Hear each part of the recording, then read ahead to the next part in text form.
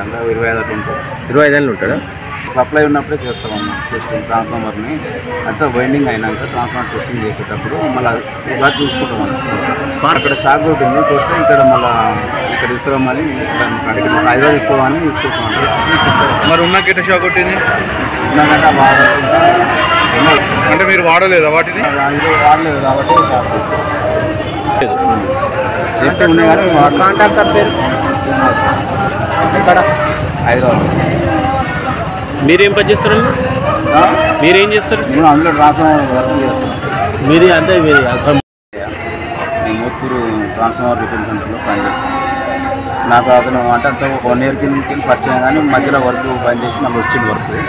నేను కూడా 2 ఇయర్స్ కింద చేస్తున్నాను అక్కడ. నేను కూడా 1 ఇయర్ పని చేసి అది మా ఆర్థిక పరిస్థితి వల్ల మళ్ళీ పని చేసి మళ్ళీ 2 నెలల కింద వస్తుంది అక్కడ. మొత్తం నేనే చూసుకుంటాను ట్రాన్స్ఫార్మర్ సెంటర్ దగ్గర వర్క్. అంటే ఇక అంత వర్క్ చెప్పడం కానీ అన్ని చేయడం కానీ నేను చూసుకుంటే ట్రాన్స్ఫార్మర్ టెస్టింగ్ చేస్తుంటే మెయిన్ దగ్గర షాక్ కొట్టింది. ఆఫ్ చేయరు ట్రాన్స్ఫార్మర్ టెస్టింగ్